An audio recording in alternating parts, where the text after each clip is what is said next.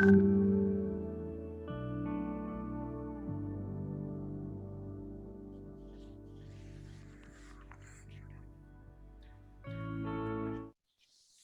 afternoon, everybody.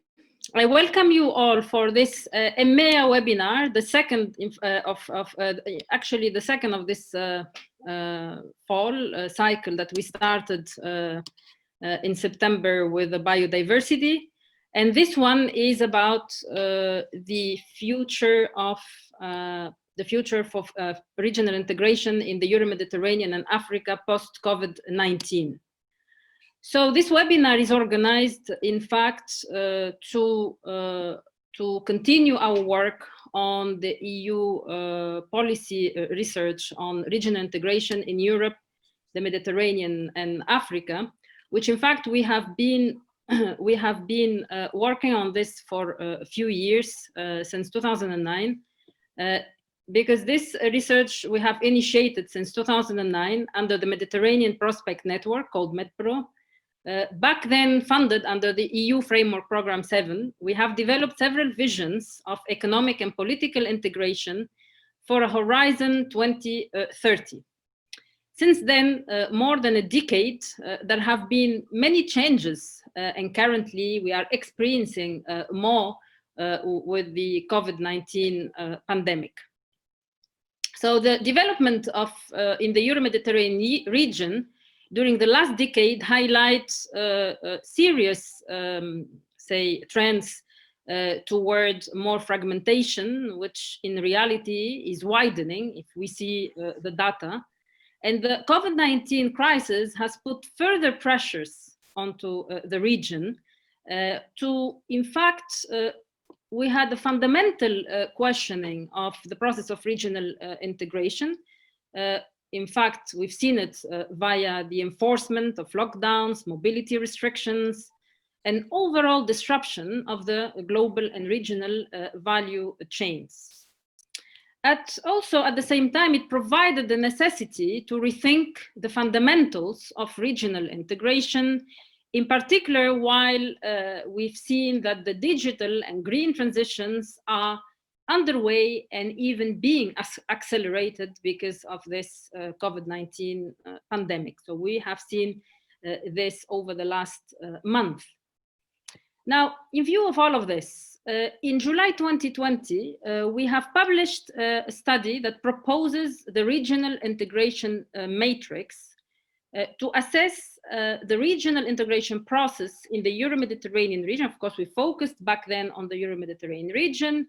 And currently, we are about to launch the same for the Euro-Mediterranean and Africa region. So this matrix, as you see it on the screen, is built on 7 building blocks that are mutually interactive and that are very much interconnected, which take the form, in fact, as you can see, of a diamond. Now, starting with a very important block of it, which is a trade. Trade integration, in fact, drives increasing exchanges between countries, which in turn enhance interdependence between different economies. Under the right conditions, trade liberalization enables foreign firms to access domestic market, increasing competition, and also resulting in productivity gains, while also enabling the domestic firms to access foreign market and also to achieve economies of scale and to become more competitive. So it's good to have regional integration and more liberalization if the markets are prepared for it. For these dynamics to unfold from increasing interaction between foreign and domestic firms, trade integration should be accompanied with investment in productivity, suggesting that FDI, foreign direct investment, levels between integrating countries should increase in the short run and converge in the mid to long run. So FDI is key for the trade integration to function. So they are very much interrelated and correlated. And this is also why it is extremely important to continue monitoring the flows of FDI over time to understand better, the impact on FDI integration. However, now, for FDI to increase, we need stable institutions, policies, and underlying governance factors.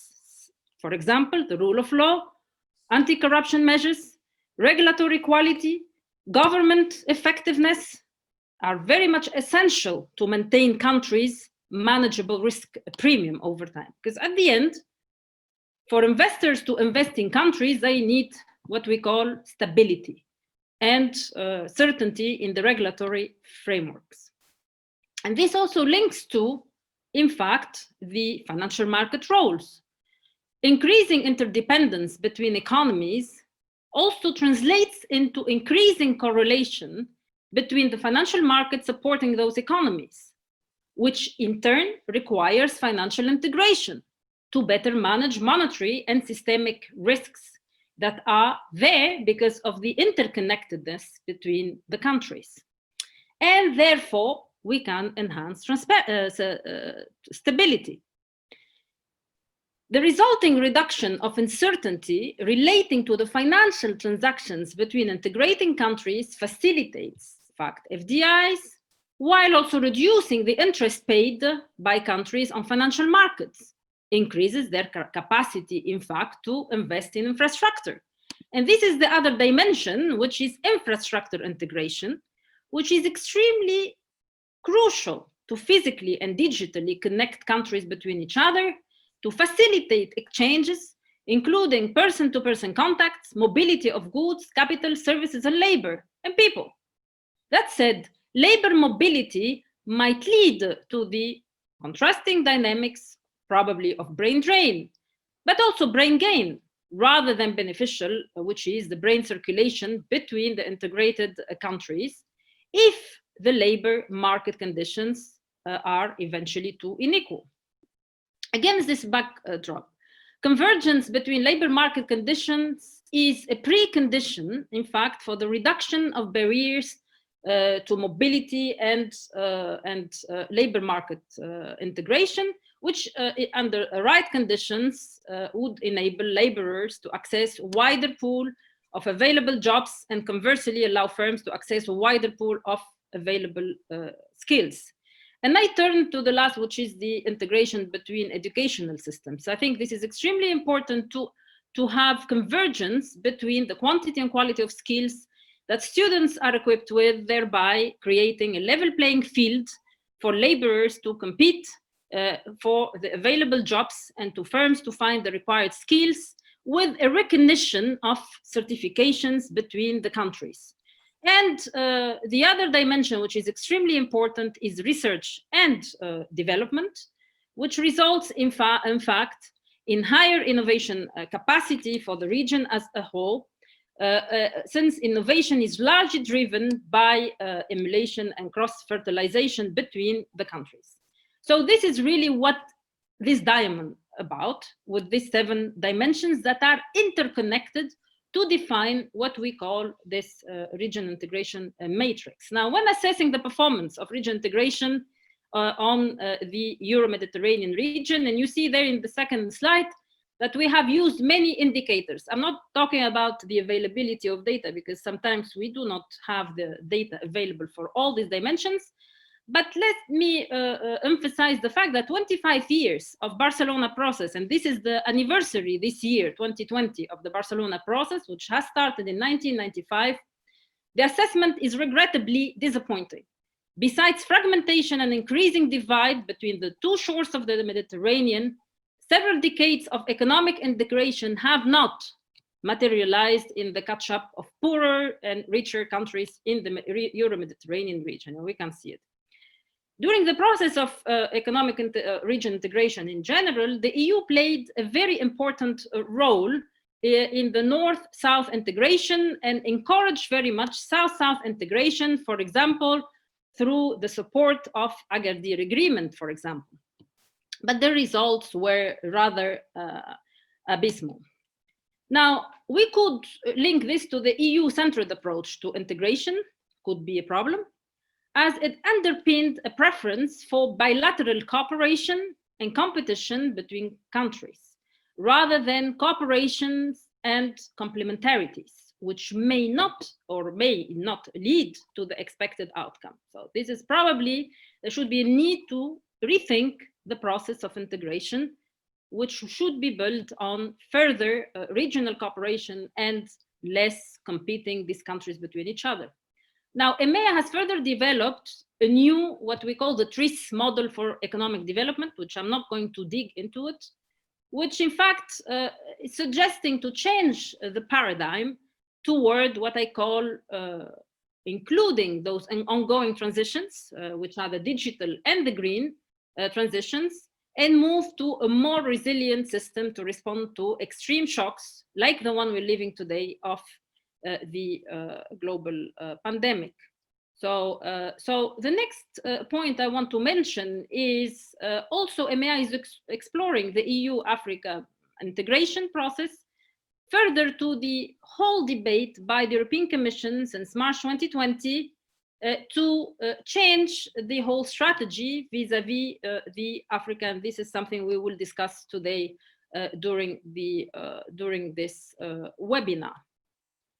And as I mentioned as well, that our regional integration monitor will include Africa as a whole within the whole database that we have developed, and we will continue working on these matters.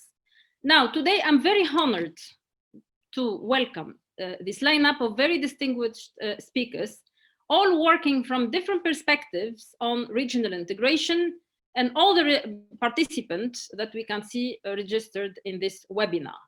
So the webinar content and discussion are public and are live broadcasted on Facebook. So whoever is not able to be with us today, they will be able to watch it again on the Facebook.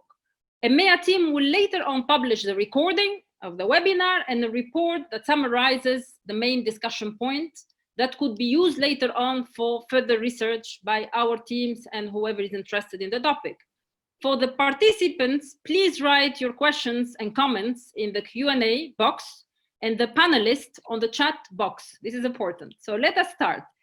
The objective of this webinar is to discuss the process of regional integration based on the background I provided to you in the Euro-Mediterranean and Africa prior and during the COVID-19 period. And also we'll discuss what are the prospects and what are the opportunities and challenges going forward. So please focus on the achievements, risks during the post-COVID-19 pandemic, and avenues for a renewed partnership between Europe, Mediterranean, and Africa that foster further integration in line with the SDGs framework. So let me first welcome Edward Brown. Edward, he's a Senior Director, Research and Policy Engagement at the African Center for Economic Transformation based in Accra, Ghana. He has over 35 years of experience in international development, half of which he spent in the World Bank. So he knows very well about really regional integration and global integration. In fact, he worked extensively on the extractive sectors, minerals, oil, gas, focusing issues on the local content and value addition. And this is extremely important to keep in mind that the value addition within the sector is very, local value addition in the sectors is very important. And currently he is undertaking research on issues on employment skills and the impact of the fourth industrial revolution on the future of work. And I'm very, very happy to have with us Edward. So Edward, the screen is yours, please.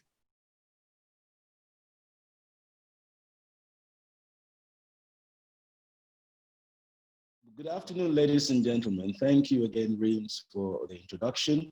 It is my honor and privilege to have been invited to be a panelist in this conference, this webinar, and to be with such eminent scholars to discuss such an important topic as regional integration.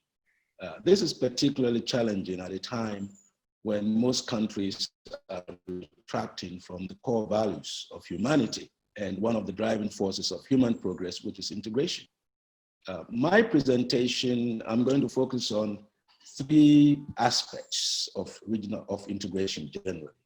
First, I will provide a quick overview of the regional integration in Africa with particular emphasis on the African Continental Free Trade Area Agreement and its implications for regional integration. Then second, I will provide some perspectives on the COVID-19 pandemic and its implications for regional integration in Africa. And third, I would offer some perspectives on the EU-Africa partnership in light of the Continental Free Trade Area Agreement. On the first issue, I would break it into two broad areas. One is, how has regional integration or intra-regional trade in Africa evolved over time, and how does it differ from Africa's international trade? And the second would be, what is the potential impact of the African Continental Free Trade Area Agreement on intra-African trade, and what policies are needed to foster further regional and trade integration? On the first question, Africa's interregional trade has been increasing substantially over the last 2 decades, as we all know. As share of total African imports, intra-regional trade rose from approximately 5% in 1990 to about 12% in 2017, according to the IMF. These statistics, however, underestimate actual interregional trade flows, as they do not capture widespread informal cross-border trade. Nevertheless, the share of trade within African countries in 2017, which I said is 12%, was surpassed only by trade with European Union, which is about 20%, and with China, which is about 15%. And the latter has been rising very fast in the past decade. And the share of EU trade with Africa has decreased from 37% to 1990 to 20% in 2017, mainly due to the increase. The size of intra-regional trade in Africa is broadly in line with patterns observed in other emerging markets and developing regions, but much lower than in more advanced regions. Measured as a share of the total imports originating from the region, intra-regional trade in Africa is similar, or it exceeds slightly the regional trade in other areas, such as the Pan-Arab Free Trade Area, which is about 11%, and the Latin American Integration Association, about 12%. However, with the ASEAN, which has 20% trade, intra-ASEAN trade, and the North American Free Trade Area, NAFTA, about 25%. And of course, when you compare it with the more developed countries like North America generally, 40% of trade is intra-North American trade, and 60% of intra-Western European trade.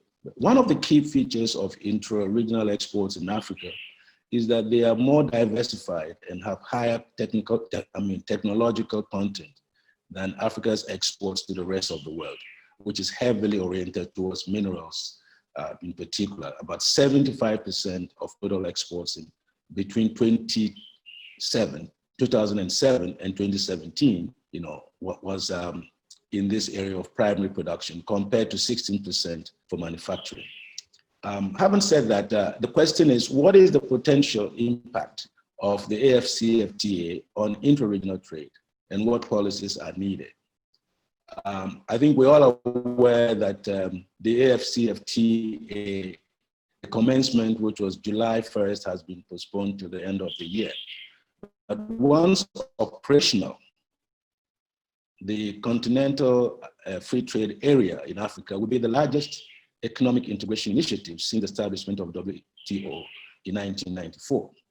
It is estimated that the trade among member states could increase by some 15 to 25% in the medium term if continental tariffs were removed as scheduled, and could even rise further if non-tariff barriers and infrastructure deficits are also addressed. While Africa's trade a lot in primary goods with external partners, the expectation is that the AFCFTA does offer the potential to increase historically low levels of intra-African trade, including manufacturing and services. Now, what are the steps needed to ensure that the AFCFTA provides a win-win situation for all African countries. Despite the political momentum around this, the AFCFTA, beyond finalizing ongoing negotiation rounds, the key issues for its success is whether African states not only ratify, but fully implement and actually comply with the AFCFTA protocols. This being said, while effective implementation is a central pillar for reaping its full benefits, it is to a large extent determined endogenously and requires political will and the adoption of accompanying measures to tap the AFCFTA full potential and cushion adverse economic effects. There are a set of fundamental structural challenges that need to be addressed for a successful utilization of the AFCFTA. I will mention them, but very briefly, since I don't have time, I wouldn't go into details. As I said earlier, there is the implementation gap and the political will. That is very critical. Integration disparities. Again, this is an area where there's a need for more work. And more importantly also is the fair distribution of costs and benefits as the integration process continues. Trade liberalization beyond tariffs are going to be important, in particular, the non-tariff barriers. These are expected to have even a higher impact on increasing inter-regional trade if the non-tariff barriers are harmonized and they are reduced. Parallel integration is key, and of course, how to effectively engage the private sector to play a critical role in ensuring that the benefits of this free trade agreement accrue to the continent. The second question that I wanted to talk about was the COVID-19 impacting on AFCFTA preparedness. And if COVID-19 lasts longer than expected, what is the outlook for the African Continental Free Trade Area? While today we all see that the epidemiological impact of COVID-19 pandemic has so far not panned out as it had been predicted. However, the socioeconomic impact has been severe. In fact, African economies have been badly hit by this pandemic. The World Bank Biannual African Pulse report estimates as a result of the pandemic that economic growth in Sub-Saharan Africa will decline by 2.4% in 2019 to negative 2.1% on the success of measures taken to mitigate the pandemic effects. This means that the region would experience its first recession in 25 years. The decline would primarily be due to large contractions in South Africa, Nigeria, and Angola. These economies are driven by reliance on exports of commodities whose prices have been crushed, as well as the other structural issues. This will inevitably affect Africa's participation in trade and the value chain, as well as reduce foreign financial flows. The COVID pandemic creates additional uncertainty for the ease and success of the AFCFTA.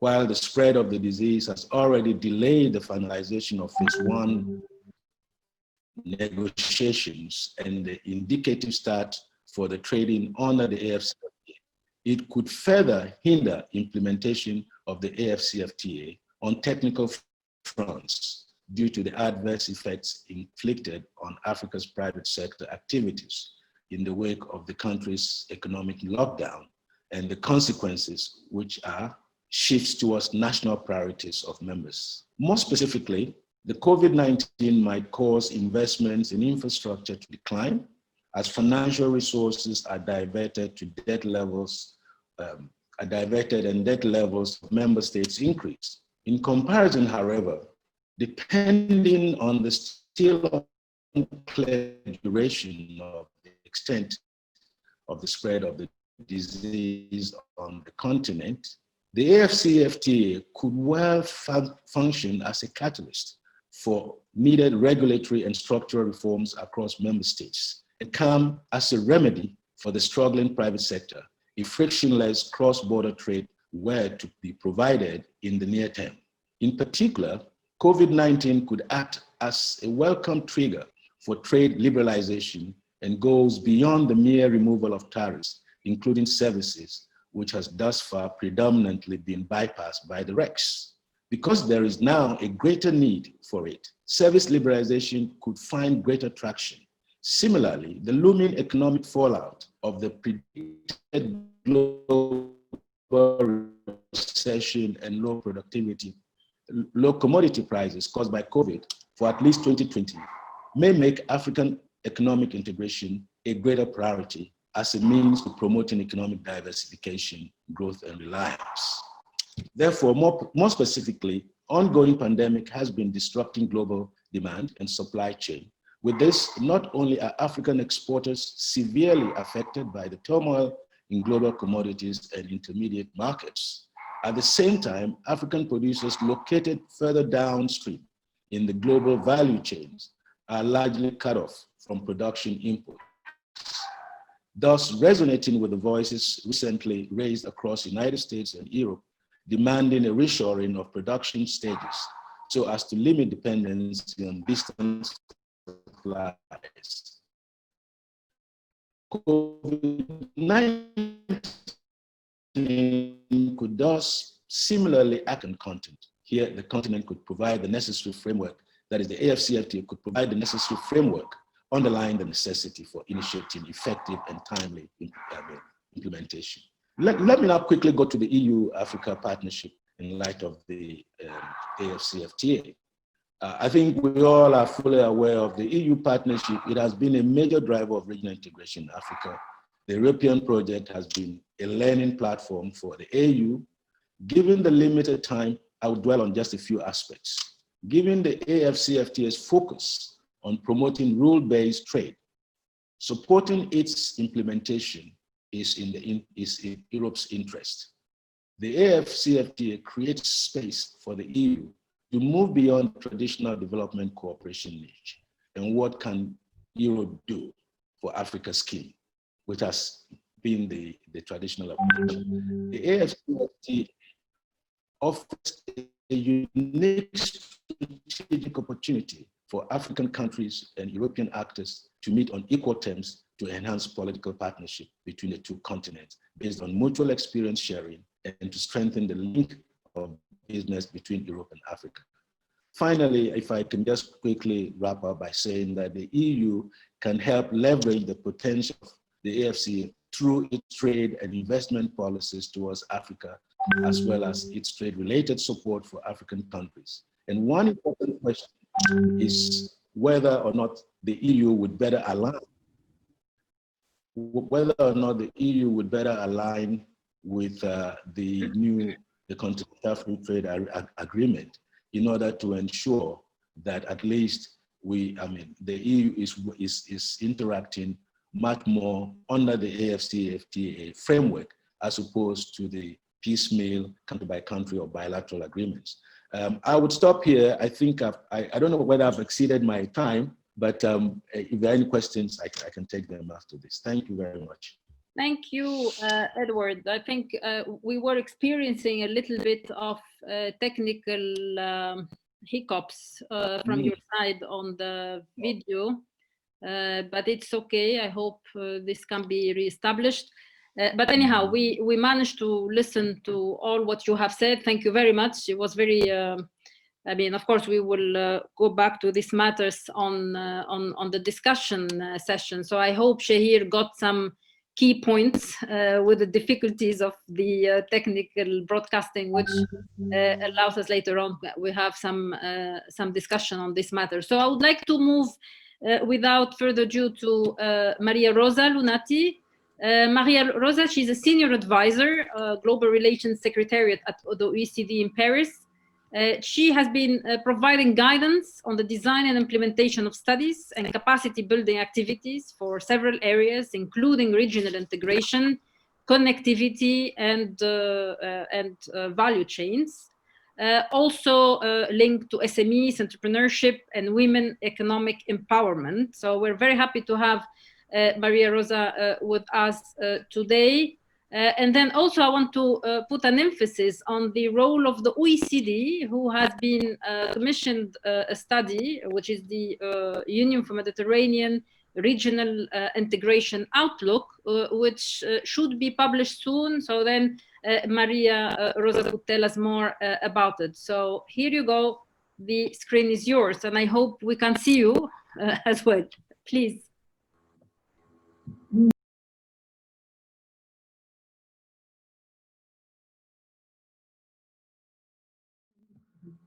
Good afternoon, everyone, and thank you very much to EMEA and to Professor Ayadi for organizing this webinar, and also for inviting the OECD to join the debate. In my presentation, I will share some insight from our ongoing work, which is done by the Global Relations Secretariat of the OECD on regional integration in the Euro-Mediterranean area. The presentation will cover 2 points. First, I will briefly introduce the scope and approach of our work on regional integration, and I will then comment some of the main findings.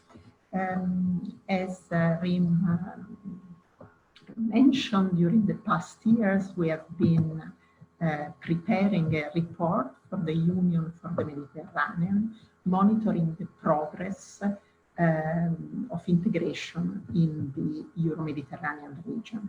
And the Secretariat of the Union for the Mediterranean asked us to focus on in particular on 5 areas of integration, and these are trade, finance, infrastructure, movement of people, and research and education.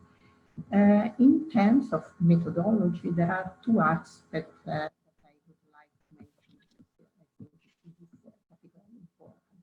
One is the attention that we paid to the notion of integration. In order to measure it in a pertinent way in the Euro-Mediterranean region, this means that we contextualize the analysis of the progress of integration for each of the 5 dimensions covered by the study.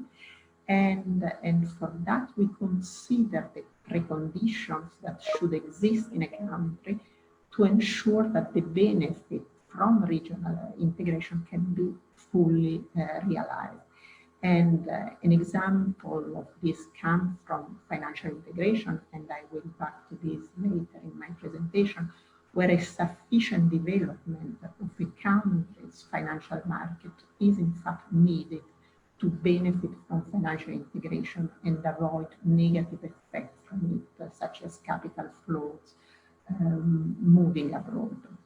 So in other words, what we consider when monitoring the progress is that it's important to translate the theoretical model of economic integration into a notion and level of integration that is adapted to the Euro-Mediterranean specific context.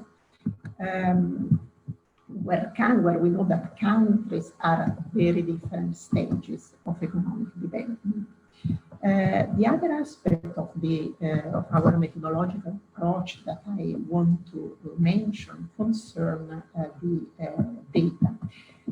In our study, we used, in fact, a limited number of indicators that we observed over time, and we used this limited number of data in order to apply the principle of statistical best practice that are a central feature of OECD work, and that involve quality, reliability, and comparability of data, as well as transparency in data use and analysis.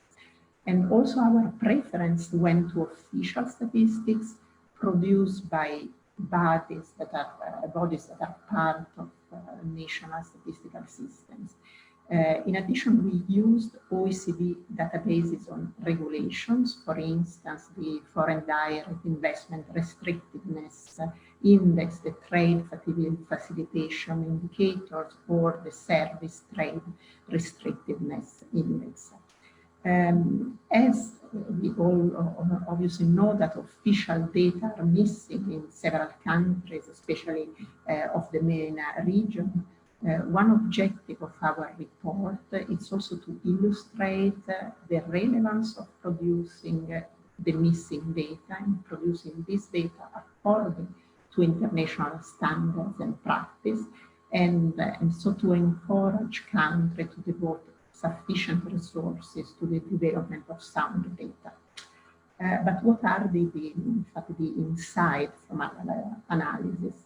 So let me start by saying that our overall assessment of the progress of regional integration in the Euro-Mediterranean area is more positive than what has emerged from other studies on integration in the region. In the past 2 decades, we know that research on economic integration in the Euro-Mediterranean region or in its sub-regions, in particular the MENA region, has typically highlighted the considerable distance between the situation of poor integration that it is observing the study and the state of full integration to be eventually achieved.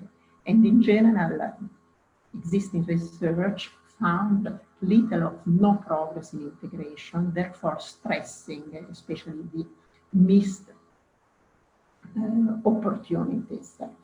Our view is instead that positive development have occurred, and one reason for our different finding is that we conducted our analysis at a more disaggregated level of data than what has been done in the past. And also, as I mentioned before, that we also exploited novel OECD databases, in particular on regulation. So the OECD studies unveil a more nuanced story where positive development occurred but remain under the radar, especially because research is most often conducted at an aggregate level. In relation to trade, for instance, our analysis of disaggregated data at the sub-regional level discloses a continuous, although slow, progress of intra-regional trade in the Euro-Mediterranean. Also when... Mariarosa, we don't hear you very well. Huh? I'm sorry, something happened. Can you hear me now? Please get close to the micro, please. Yes. Okay. Sorry, the micro must have been.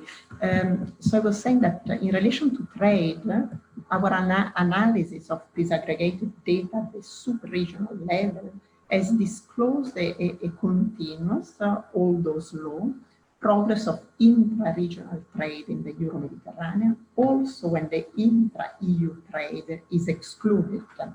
So it appears that the internal market of the Union for the Mediterranean has gained relevance for most of its member countries, both in terms of trade of final product and trade of intermediate goods, as well as concern integration into regional value chain. And we observe the biggest progress in trade in goods among the countries, and this is possibly expected in the sub-region of the southern shore of the Mediterranean and the Balkans. Regarding the integration into regional value chain, we have, for example, measured the contribution of Morocco and Tunisia to the production of EU member states, and it appeared that it has steadily increased since 2005. And this analysis was possible thanks to the OECD database on trade in value added. So these two countries, Morocco and Tunisia, according to our data and analysis, have also increased their integration into value chains of other economies in the southern shore. And in turn, Israel and Turkey have augmented their share of value added both in the production of Morocco and Tunisia. If we look at indicators of trade relation, they also show improvement in the region, especially reduction of trade, in trade cost. We developed at the OECD a new indicator on trade facilitation that covers the full spectrum of border procedures, from the electronic exchange of data about a shipment to the simplification and harmonization of trade documents, to the possibility to appeal administrative decisions by border agency. And so, as said, the indicators of trade facilitation revealed improvement in the 2 years observed, which are 2017 and 2019, so very recent year, in most of the countries of the Union for the Mediterranean. So our analysis is by no way naive, so we are acknowledge that integration is certainly not completed. And to have a better understanding of the size of missed opportunity of intra-regional trade, we have also estimated the export potential between members of the UFM based on a gravity model of trade, which is a standard method for this type of exercise. And our results showed that overall intra-UFM exports are in fact in line or even above the benchmark level, and they are more so now than they were at the beginning of the Barcelona process. And this result is true for agriculture, mining products, and manufacturing. And we found that there are countries, and most notably Tunisia, Turkey, and also Bosnia and Herzegovina, that have been able to shift away from their traditional export, which was typically agriculture and textile, and they have now levels of export for a wide range of products, including transport equipment and electronic machinery, that are higher than expected than what expected by the gravity model. 1 minute left, please. Yes, so on the other side, we obviously found that there are countries that appear to have a sizable potential to expand their export to other UFM members, and particularly through the South-South trade corridor, and this concerning in particular the export of merchandise goods from Lebanon and the Palestinian Authority. Our report also highlights that the country performance in inter-regional trade and in regional integration more generally is also dependent on the connectivity infrastructure, and in particular the transport infrastructure. So in relation the poor quality of infrastructure is possible a more important obstacle than remaining non-tariff barriers to regional trade. And also the quality of infrastructure affects participation into regional value chain and the configuration of the value chain. A key concept that we highlighted in the study is the concept of interoperability that is key to improve connectivity and can only be achieved with compatible common standards, and we observe that the issue of technical standards and their compatibility is typically not enough considered in the policy debate, but we think instead that the country should be encouraged to participate in the work of international and regional in order to ensure interoperability of cross-border network. So I skipped the further insight on the transport sector, and I come to some conclusion. We don't hear you very well, huh? We don't. You don't, huh? Yeah, very difficult to hear the last things that you're saying. I was going to the conclusion. Can you hear me now? Yeah, so you need, yeah. Yeah. So what I wanted to illustrate in this short presentation is the way we approach the analysis of regional integration in the Euro-Mediterranean. And the report acknowledges that there are problems, but what we wanted to observe are a realization and their drivers. And the fact that despite the many challenges, the integration continues. Based on our findings, we tried to develop concrete and actionable policy recommendations that build on international best practice, and this may involve, when appropriate, also the adoption of OECD standard legal instrument to align practice to international standards. And I referred at the beginning to integration in the financial sector. For instance, one of the more practical recommendations, as we realize, without financial development, development of financial market at the national level, financial integration cannot be successful. Our recommendation, in a sense, they do not focus on integration, but they focus on the need where markets are not enough developed to focus on ensuring the functional financial market, so that as a next step, financial integration can be considered and realized. Thank you for your attention. Thank you, Mariarosa. Also on your side, we had difficulties to hear everything you were saying. So we would like to see probably the report whenever it is published. So I would like now to move to the next panelist. I'm very happy to have with us Hans Stausboll.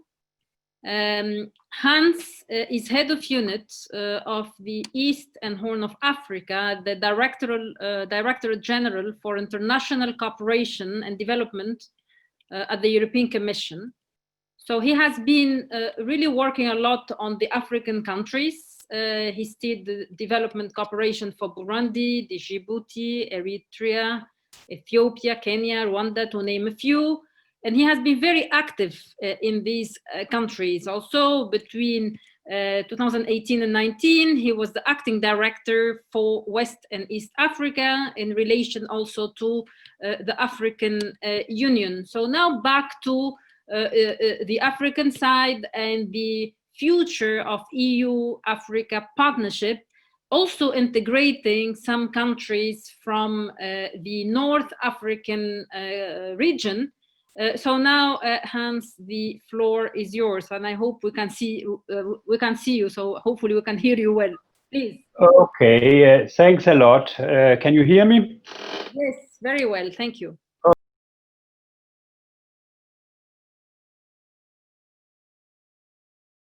Okay. And first of all, thanks a lot for inviting us to take part in this discussion. And as you said, I am indeed an expert in sub-Saharan Africa, not so much in the Euro-Mediterranean link.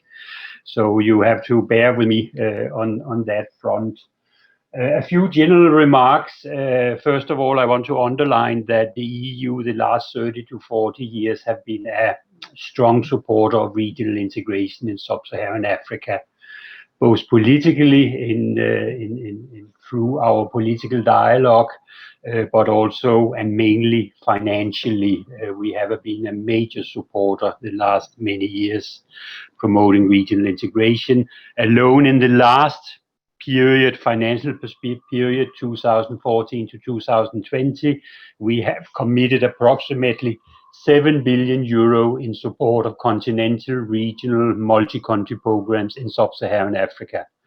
We have suffered a little bit from having a financial architecture which is very complex, many different programs, many different envelopes, and I will come to in a little while to how we are changing that approach.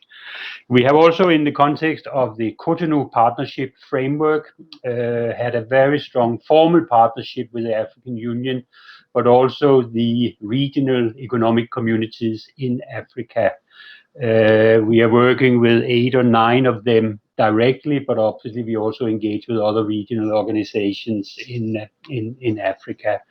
We have been providing massive support for capacity development, and we have also been, to a large extent, at least in the beginning some years ago, been subsidizing to a large extent regional organizations, so much so that we have maybe even been criticizing for keeping organizations alive that may not have been able to survive without donor support.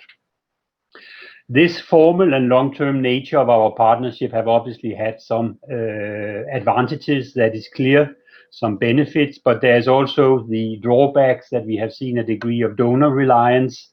And then there has been a tendency, because we have been locked into a relatively formal relationship with the REX and with the African Union, that it's not always that our programs have reached the national level.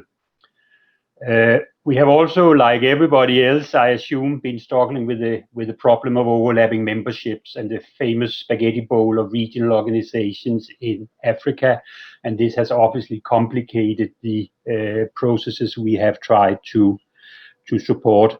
I think Edward already made the point that without clear commitment from the national government, there is no regional integration, and we have over the years seen a consistent lack of commitment by the member states to the actual domestication of whatever is being agreed at regional level. I think there is no lack of agreements on standards and processes, but when it actually comes to the domestication, we do see a quite strong reluctance to integrate.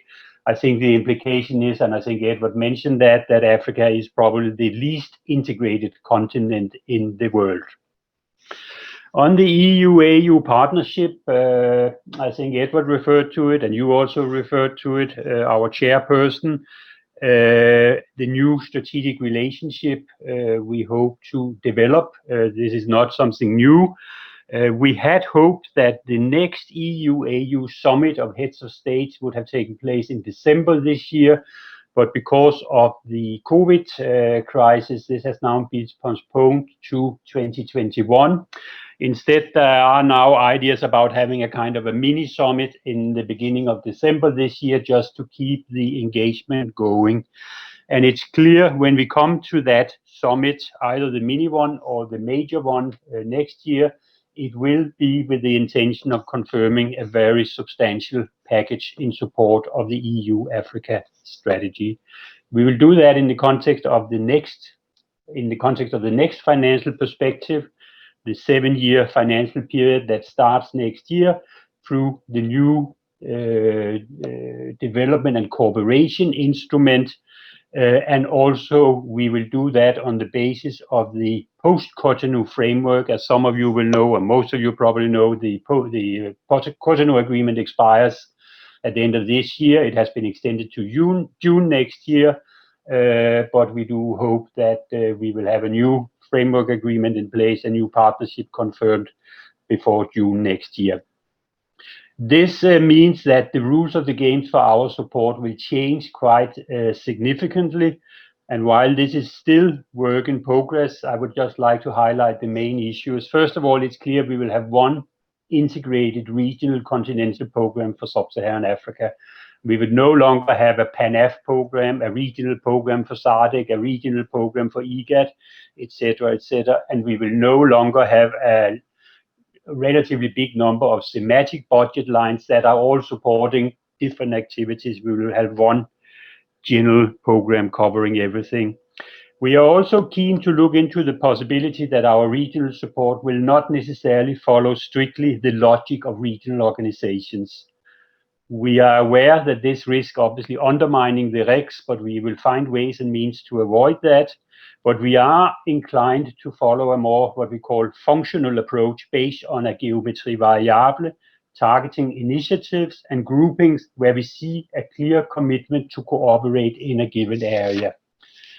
Finally, we are very keen to seek a closer link between what we are doing at national level and at regional level, because we have to overcome the fact that often our regional activities have stayed a little bit in the stratosphere without having the necessary link to the national activities.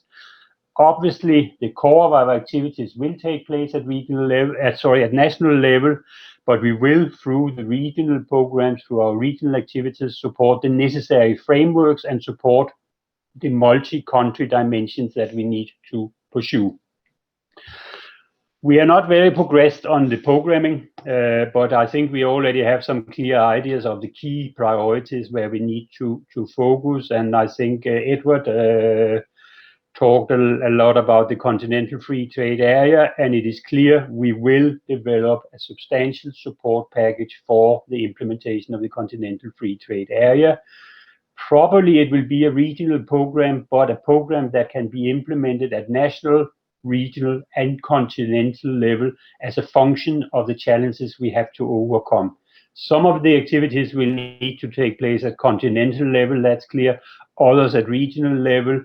But obviously, at the end of the day, it is the domestication that matters. It is the ability of the countries to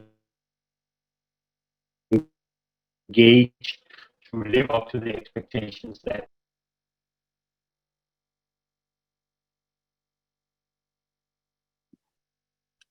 We lost Hans. Hello, am I back online? Yes, I think was I deconnected? Can you hear me? Yeah, now you. Okay.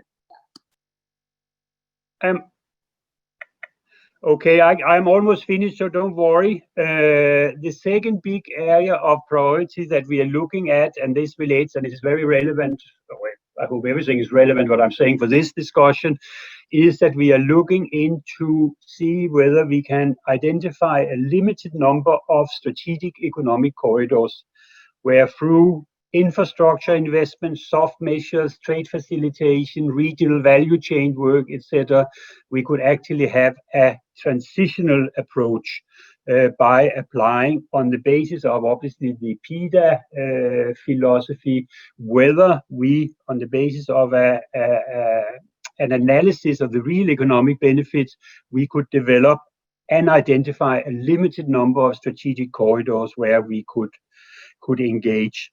Obviously, also support for the development of regional value chains, cross-border trade and cooperation will be a priority, not to mention that we will engage in the traditional areas of natural resource management, biodiversity, etc., following a landscape approach. I would like to link up to what the last speaker said, Louisa. Sorry, I think I forgot your first name. About the importance of private sector development. And as you probably all know, we have and we will have in the context of the next MFF a significant increase in our support for private sector, notably through a system of guarantees. We do already have what is called the EFSD. We are developing that into the so-called EFSD Plus, where we do expect that the amount of money we will make available to support private sector initiatives through guarantees will increase tenfold. On the COVID, maybe the good news of COVID is that it seems to have convinced the African partners of the need for cooperating. We have seen that, obviously, it's a major economic crisis, that's clear, but we have, for instance, seen in the context of the IGAD region, the heads of states getting together very rapidly under the leadership of IGAD in order to agree on a regional response plan, which luckily we could support with some 60 million euro. So we do hope that this recognition will enable us to benefit in the future. So indeed, we can make real progress on regional integration in Africa. I stop there. I'm sorry if I was too long. Thank you very much, Hans. This was very clear. I think I see that there is a lot of work by the European Commission on this file. And I think what you have said about the COVID consequences might be true, because there is clear link nowadays to engage in further regional solidarity and, of course, global solidarity, but global solidarity is more complicated. So, of course, regional solidarity and more regional integration is the answer to revert the consequences, or to mitigate the consequences of the pandemic. But not only this, you mentioned also the role of a regional or a global value chain, and Chahir later on will share with us some work that we have been doing on the countries of the Mediterranean. But we are, for the moment, also, as I mentioned at the beginning of my talk, we are enlarging our research to Africa, and hopefully we will continue sharing with you our conclusions and work on this topic. So now I would like to welcome Your Excellency Sena Siaw-Boateng. So Sena, she's the ambassador and head of mission of in Belgium, in the Luxembourg, and also in the European Union. She has many years of experience on these areas of regional integration and foreign affairs, and she has been really holding this position of ambassador of Ghana since 2019. So 2020 has been a challenging year for the job because of the global pandemic. Sena, the floor is yours, please.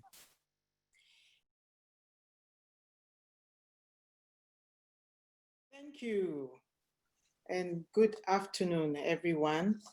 Permit me to express my appreciation to the President and co-founder of Euro-Mediterranean Economists Association, EMEA, which we know very well, Prof. Ayadi, and her team for organizing this webinar aimed at enriching the debate on the topic that we are all discussing. You know, there is nothing like taking stock of what we have to do post COVID-19 and the adaptation that all economies, governments, organizations have to embrace is something novel. And I think everyone discussing it, talking about it, sharing ideas is something that must be encouraged. And I'm very happy that EMEA is organizing this webinar in this regard. My task on the panel today is to highlight the role of Ghana in progressing the role of the continental integration post-COVID-19 and recommendations to advance EU-Africa partnership, also integrating the Mediterranean region. So I will start with how we got around hosting the Continental Free Trade Area in Ghana. The initial decision to establish a Continental Free Trade Area, it was taken at a trade ministerial meeting held in Ghana, and it was chaired by Ghana in September 2011. Then subsequently, at the 18th Annual Summit of the Heads of State and Government of the African Union in January 2012, there was a decision to establish the CFTA, which was officially endorsed. And it was Ghana again, the President of Ghana, who formally tabled a motion for the establishment of such a continental free trade area. Then Ghana played a central role in the actual negotiations of the AFCFTA between 2015 and 2018 by making substantive contributions to the debates of the negotiation forum. Then it was Ghana, one of the first countries when the CFTA was finally given birth to. We were the first to sign the agreement and also the first to ratify same under the leadership of the president now, Nana Akufo-Addo. So Ghana was the first country also to offer to host the Secretariat after the formal signing of the agreement of the at the AU summit in Kigali in March 2018. We were the first country to offer to host. But thereafter, there were other countries, including Egypt. There's a panelist from Egypt, yes. But when we went around and the good negotiators as we are, and that's why it's good to have the Secretariat in Ghana, we excelled and we have been able to host the Secretariat. Now, Edward has already gone through all the statistics, so I'll just take you through, Rim, if that is useful, the operational phase of the CFTA, what has been done as at now. The critical elements of the operational phase include the adoption of the initial set of rules of origin. 88% of that has been completed. Then now launching of the key AFCFTA operational instruments, the online platform for tariffs negotiations has been completed. The Africa Trade Observatory has been completed. The digital payment and settlement systems, that's the Afri-Exim Bank, that has been completed. Online mechanism for non-tariff trade barriers has been completed. Mobile application for AFCFTA business activities is under construction.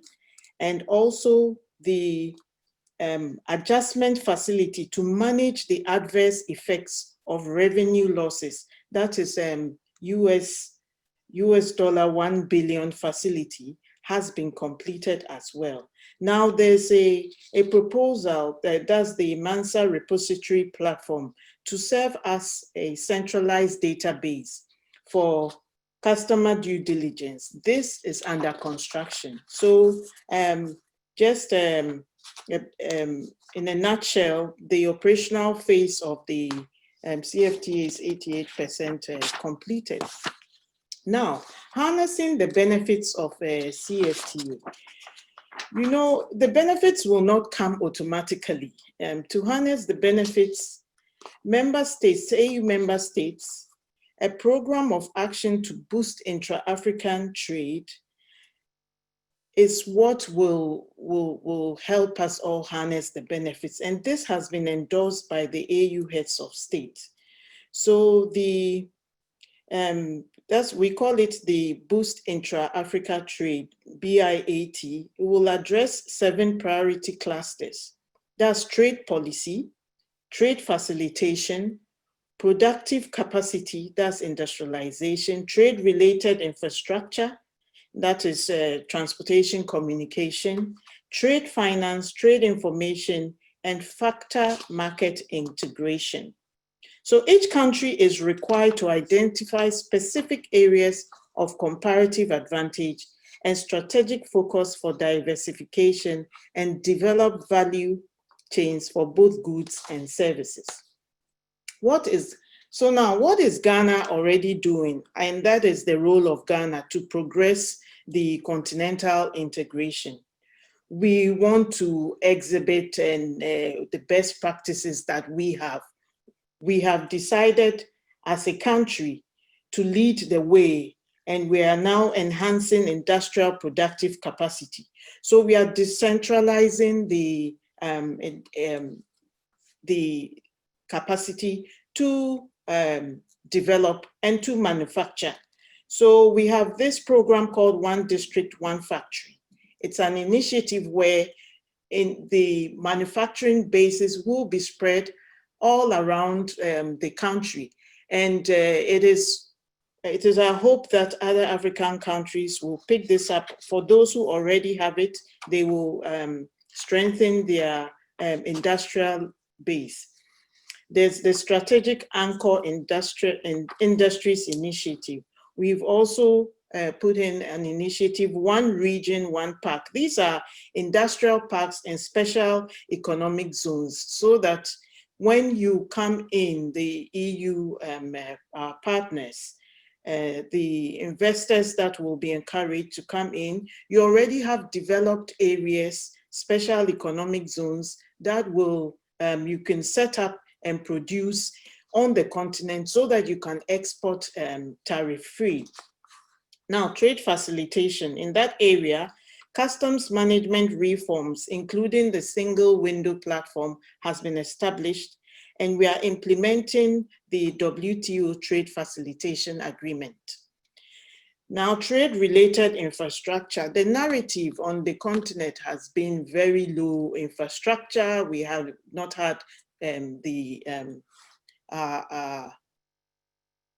our airports, our air transport developed to enhance our markets and exports. So in the trade-related infrastructure, port expansion project, roads, airports, and railways are being developed. And other countries, African countries, have taken the cue, especially the regional blocs. ECOWAS, for instance, is working very hard now to link all the countries by rail and road networks. So traveling within our sub-region, ECOWAS, is really very difficult. The last time I had to go to Guinea-Bissau, I flew through Casablanca to Lisbon, and I flew from Lisbon to Guinea-Bissau. So, I mean, you can imagine if this is what will be happening on the continent, it won't augur well for the continental free trade area. So these areas, the infrastructure is being developed vigorously. Access to finance, which is very important. Stimulus packages for local industries are being developed. The Exim Bank, as I mentioned, will be given financing. Venture capital trust funds are being encouraged. And then there's the Ghana Infrastructure Investment Fund, which has also been set up. We are undergoing banking reforms, which should also assist. Then trade information, we have the Ghana Trade Commodity Exchange and also electronic trade information. Now, quickly, I'm just going to wrap up now. The outbreak of the COVID-19 pandemic, it has certainly had a disruptive impact on global economies and has slowed down most of our remittances and caused job losses on the continent. So additionally, there has been unanticipated increase in health expenditure and social welfare packages. And this has resulted in very high public debt burden. So African countries, like the rest of the world, they have not been spared in the fallout of the pandemic. But looking at the United Nations Conference on Trade and Development, UNCTAD report in July 2020, it is estimated that the COVID-19 will drag African economies down by 1.4%, their GDP will fall by 1.4%. But what I want to indicate here is that where other countries outside the continent are recording negative growth rate, I am confident to say that a country like Ghana has not gone negative. We are still recording positive growth rate, although very low, between 1-2%, but at least we haven't gone negative, which is a very encouraging point to make. Now,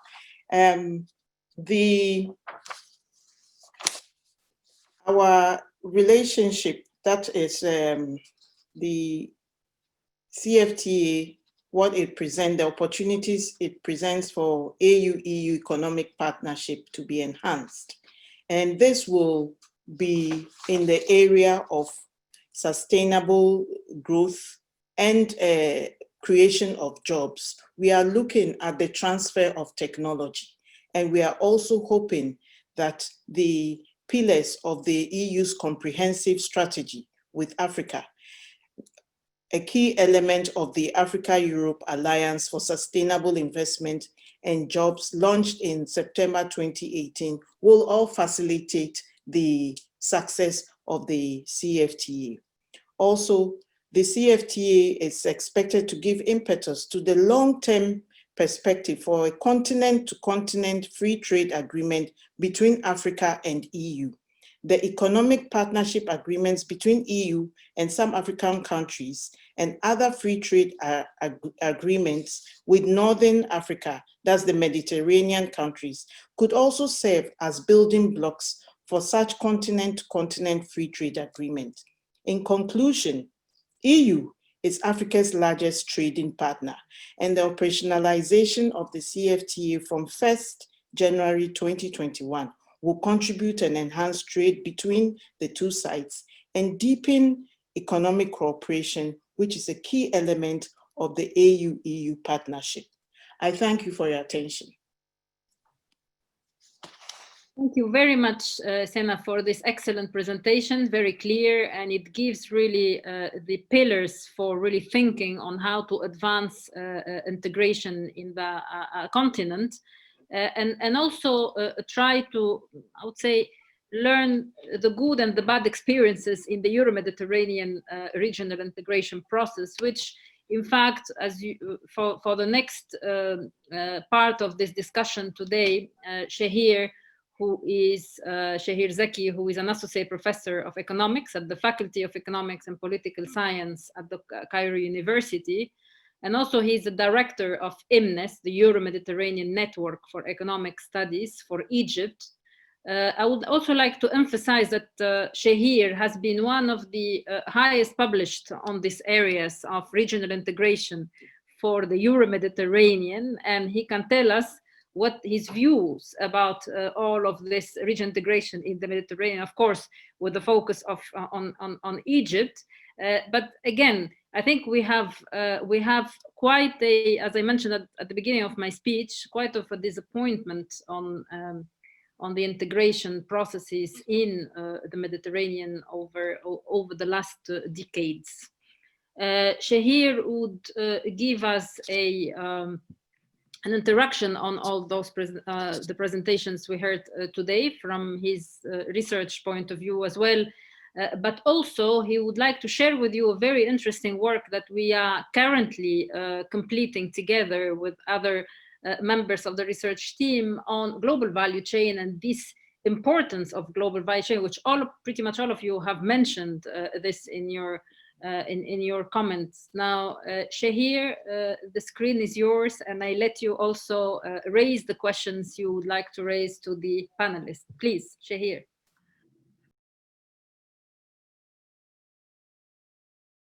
So first, thank you, Reem, a lot for putting this together. It's really an honor to be with all these incredible panelists. So I'll be happy, as Reem said, I'll mainly divide my presentation into two parts. I'll first go through some questions and comments related to the presentations made by my colleagues.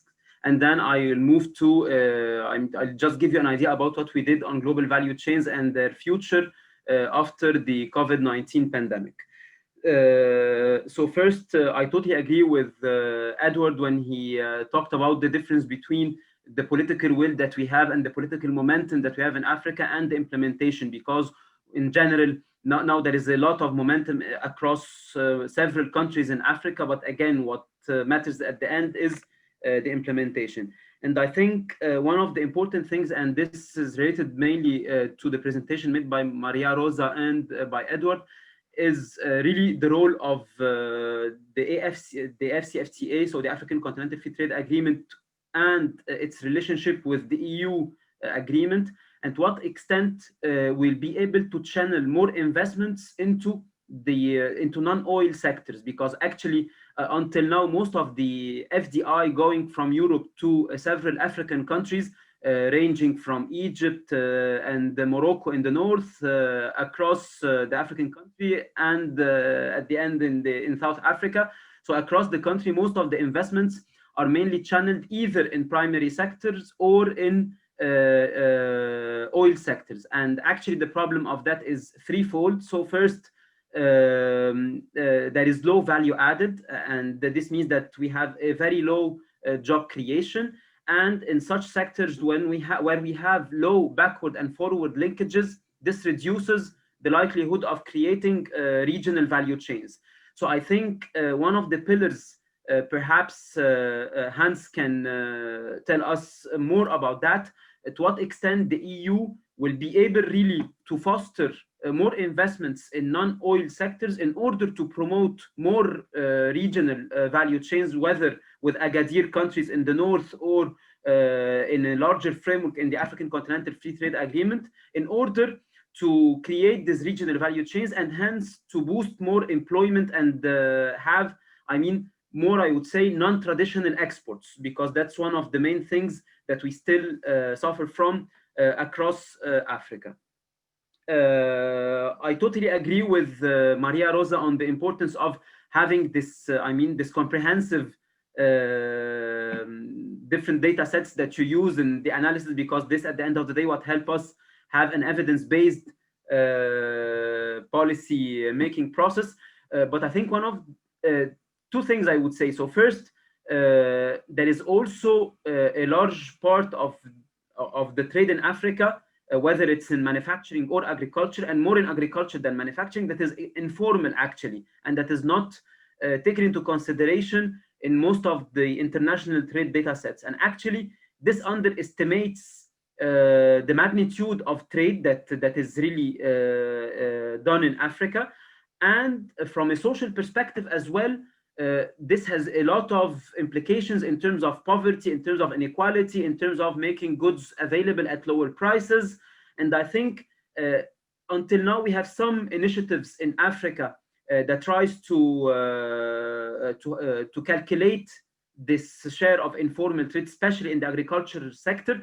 But I think we need more initiatives on this, and to really to see at both the research level and the policy level how we can formalize this informal trade, because I think this will matter a lot in terms of the share of intra-African trade, because a lot of a large share of the intra-African trade, whether in the southern part of Africa or in the northern part of Africa, it's still informal. So I don't know to what extent the OECD has some initiatives or planning to have some initiatives in order to do this, because I think this will be very important for both researchers and for policymakers.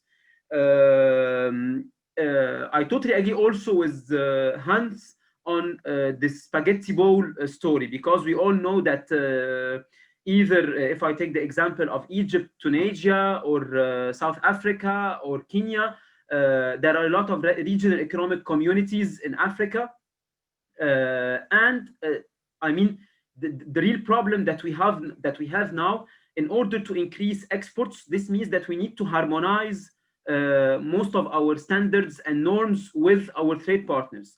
And if we start harmonizing these standards and norms, sometimes it can be difficult to comply with both, for instance, the American standards and the European standards, or with South African standards and the European standards, because South African exporters might be complying with the American standards, for instance. And I think this we need to have more policy discussion on this, and more research on how to compromise the differences in rules of origin, the differences in standards, especially in technical barriers to trade or in sanitary and phytosanitary measures, because at the end of the day, if I will comply with a partner, I might be not complying with the other. And that's why I think this needs more work, research, negotiation, in order to see how to really choose the optimal point when we start harmonizing different standards and norms, in order to resolve this problem of the spaghetti bowl that is really costly in Africa. On economic corridors, I think this is really important, and until now we have several economic corridors in Africa, but again, I think there are two main problems. One of them was raised by Sena, which is the issue of infrastructure, and I think the efforts now that are done in the framework of the African Continental Free Trade Agreement have to be praised, because we really have to work on the physical infrastructural side. But I think also in terms of the legal framework to promote e-commerce is still missing, I think. And until now, even if now we're trying to boost first trading goods, or the classical way of trading in goods. But I think after the shock of COVID-19, it was very clear that now the solution is e-commerce. So to what extent we have the physical infrastructure in order to boost e-commerce, because we need good routers, good internet connection that is stable, efficient customs, in order to let the exported and imported products be delivered quickly. So I think we need more effort, especially in the African Continental Free Trade Agreement, in terms of the legal and the infrastructural dimension of e-commerce, because I think this will be a priority in the coming years if the pandemic will stay for a while with us.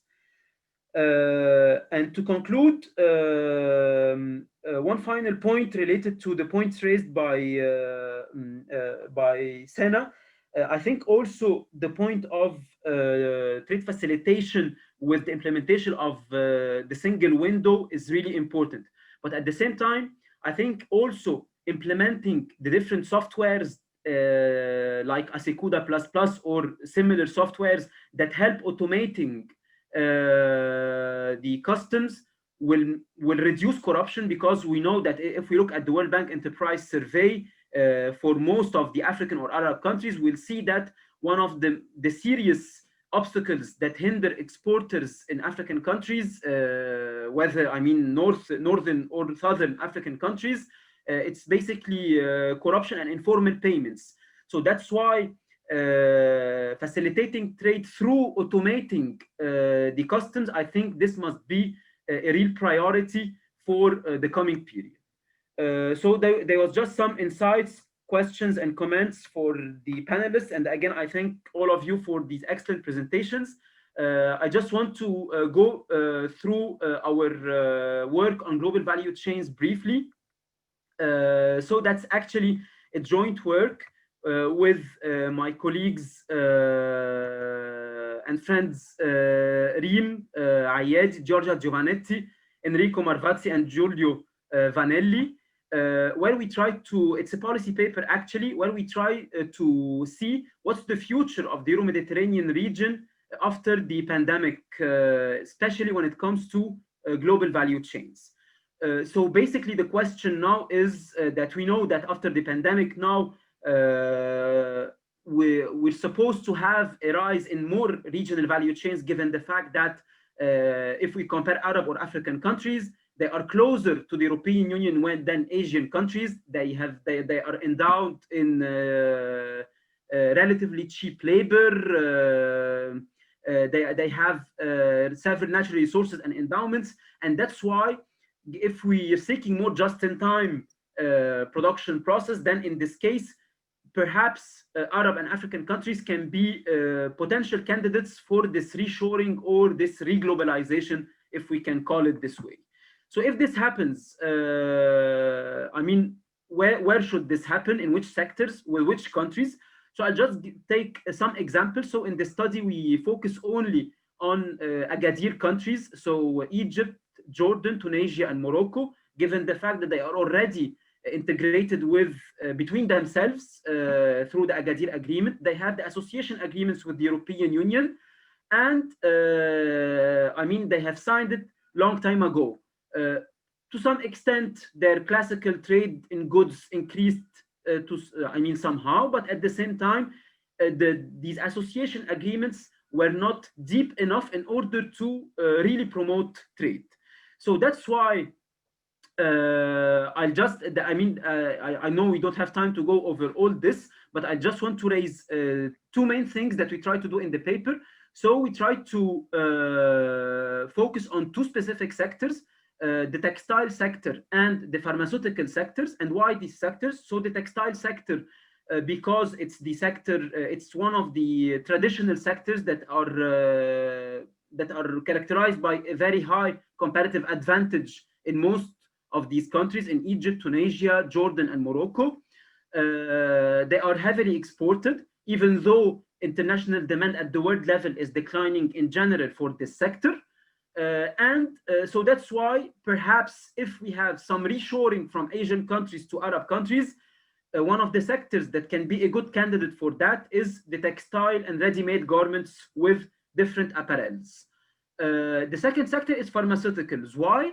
Because pharmaceuticals, clearly it was obvious that during the pandemic, this sector is fundamental. We need to improve it more, especially in terms of the standards and norms, the sanitary norms with which rules are we going to comply with the French rules, with the English rules, and actually it can be a good potential for these countries in order to specialize in one of these sectors where we don't have a real competitive advantage, but perhaps through developing regional value chains, this sector can be developed. So in this paper, we compare which countries are more exposed to the rest of the world in terms of their value chain insertion. So to what extent they import and they export a lot of intermediate inputs. And we can see that it differs from a country to the other. I'm not going to the details because I know we're running out of time. For the Southern Mediterranean country specialization, as I said, we focus mainly on textile and on pharmaceuticals. So we can see that it's important. I'll just give you an idea about what we did in this paper. We were trying to compare the annual increase in world exports of each country, and we compared this with the world imports of the same good in order to see to what extent what each country is offering is matching with what is being demanded at the world level. And actually we can see from our 4 cases, Morocco, Egypt, Tunisia, and Jordan, is that we have a lot of our exports that are specialized or that are concentrated in declining sectors. And by declining sectors, I mean sectors for whom the growth rate of world demand has been relatively declining.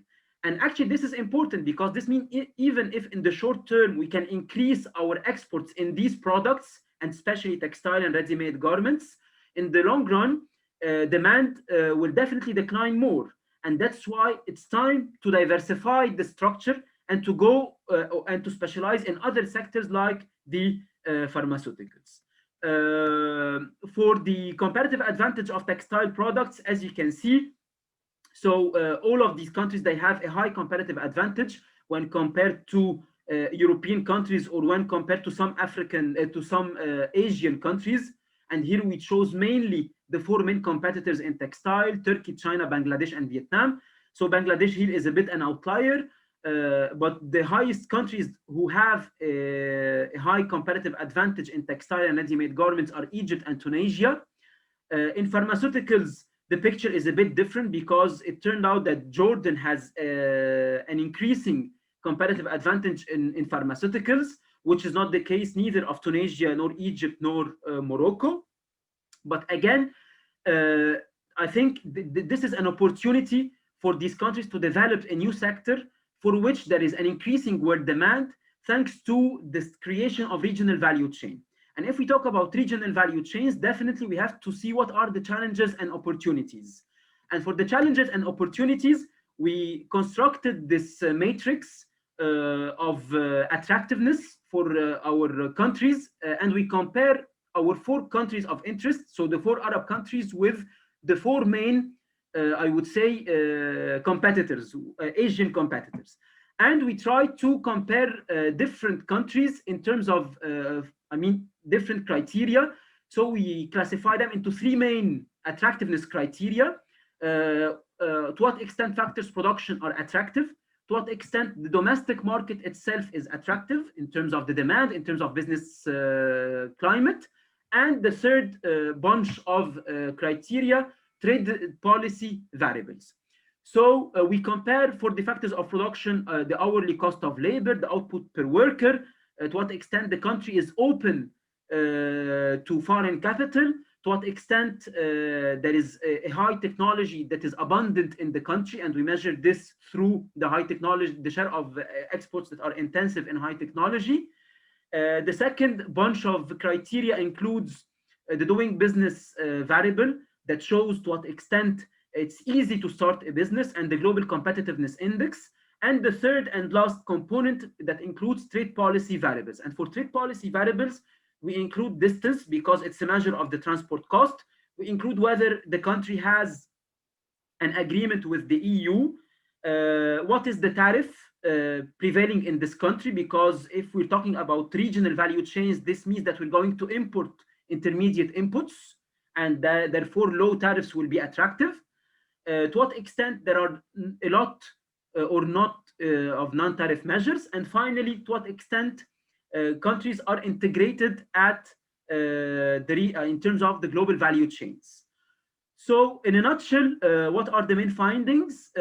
So for Egypt turns to be the lowest hourly cost of labor compared to all Arab and Asian countries, which is a good news because this means that it's not costly. Output per worker also is highest in Egypt compared to other Arab countries, but lower than Turkey, for instance.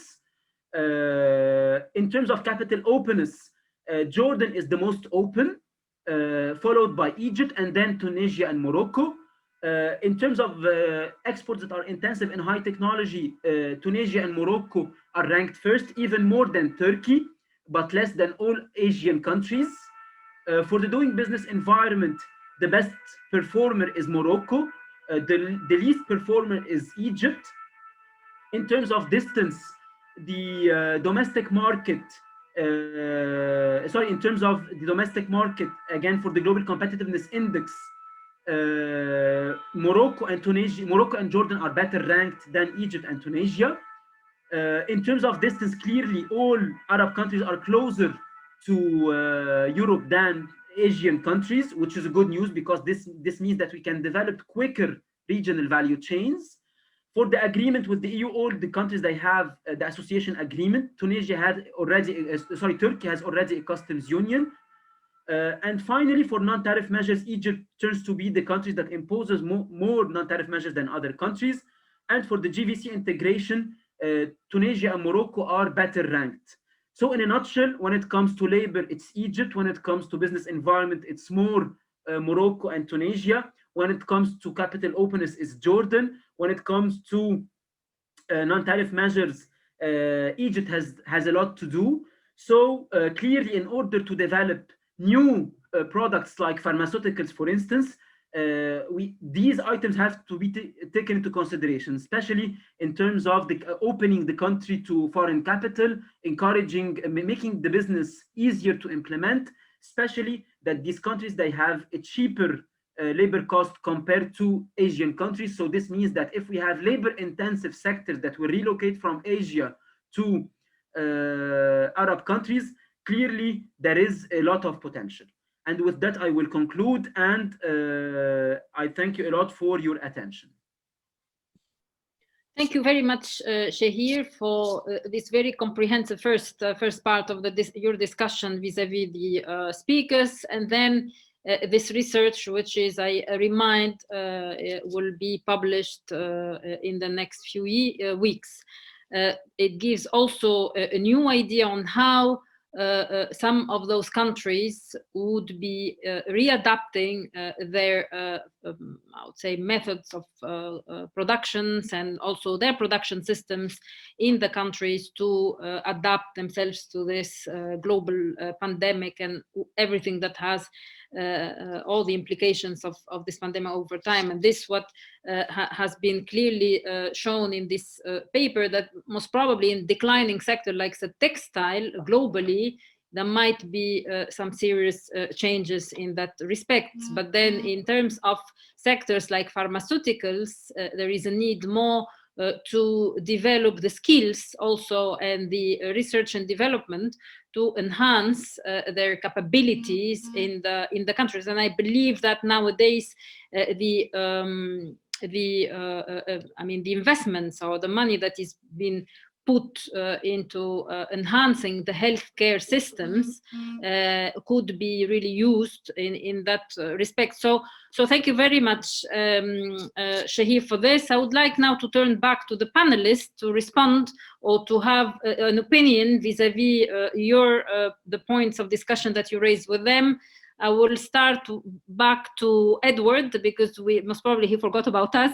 Edward, so how would you like to respond to Chahir's point? No, I think I'm very much in line with what Chahir has been talking about. regarding the regional value chains and the underlying dynamics, particularly with regards to the comparative and competitive advantages regarding certain product.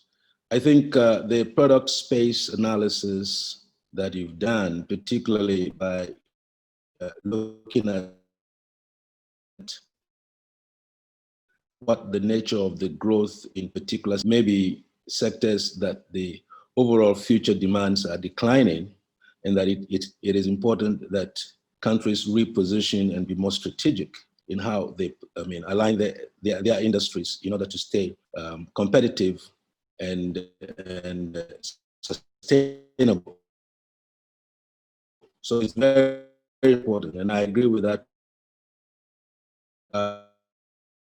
We particularly looked at areas non-traditional exports, because when you look at Africa, most of African countries, the and the extractives. But more importantly, there hasn't been major shifts in the value chain upwards towards high value productive sectors. And I think this is one area that African countries need to focus on in terms of their industrial policy and how they can better position the small and medium-sized enterprises to link into the global value chain. But I think one of the key challenges that regional integration is going to confront with in Africa, there are two things.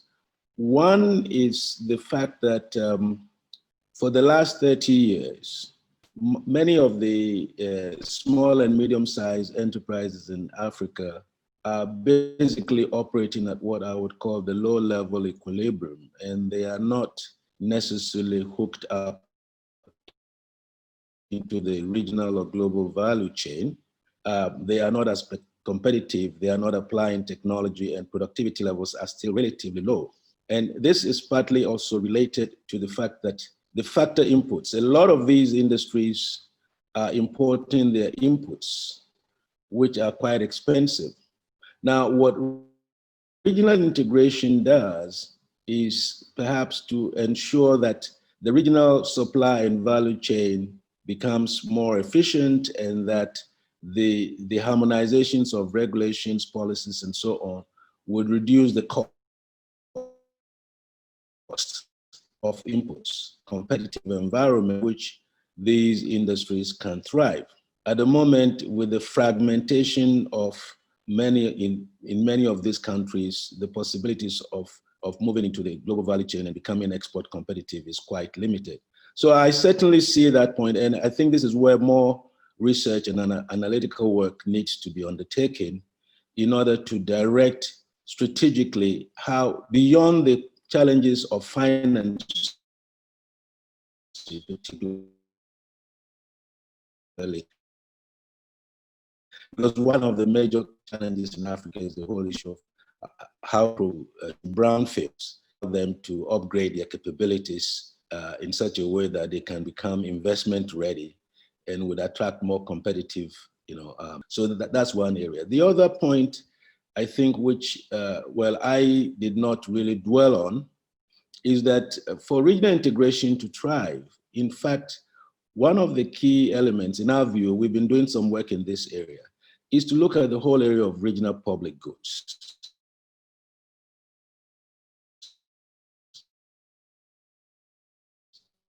And we go beyond just the issue of trade. Trade integration, and by that I mean those kinds of public investments that would have a higher social and economic return.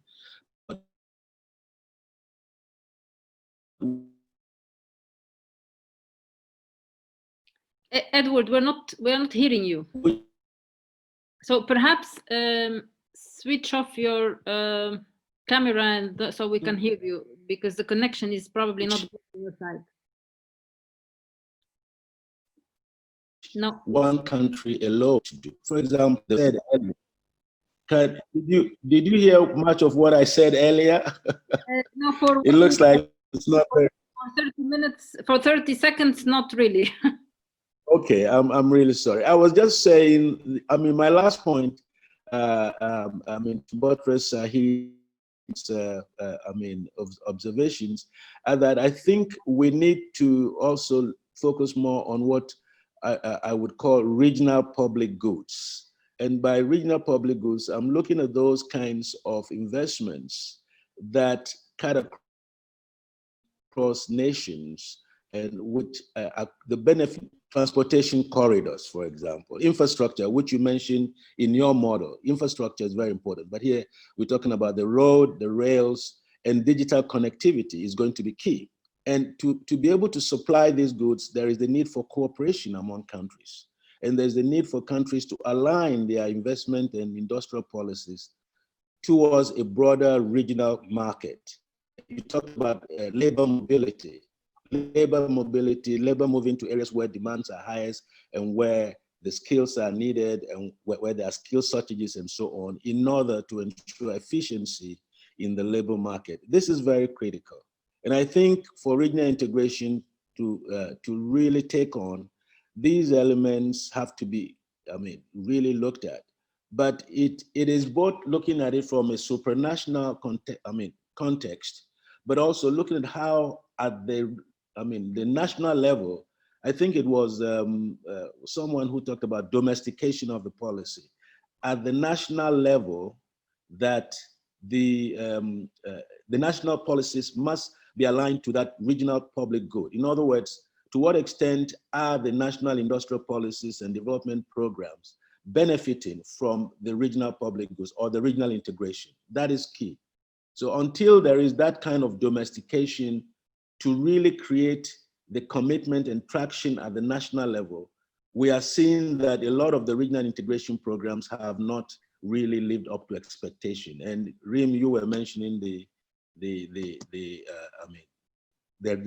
record of regional integration in the Mediterranean area, which hasn't lived up to expectation. In Africa, it's even been much more below expectation.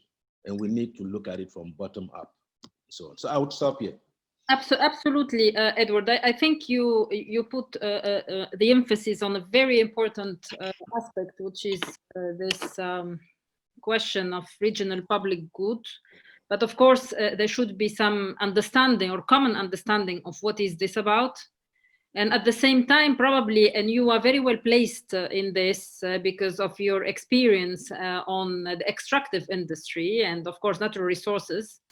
And I think probably the Africa is very much endowed by natural resources, and this could be really put to the benefit of investment, infrastructure investment, enhancing the infrastructure investment, also productive sectors that could be later on creating, the competitive or comparative advantage to become attractive for the regional integration, not only in Africa but also beyond Africa. And I think there should be some more thinking on how to ensure that these natural resources are really used not only for extraction and indefinitely, but rather to create further development and having this approach of regional integration with, in fact, what Chahir mentioned before,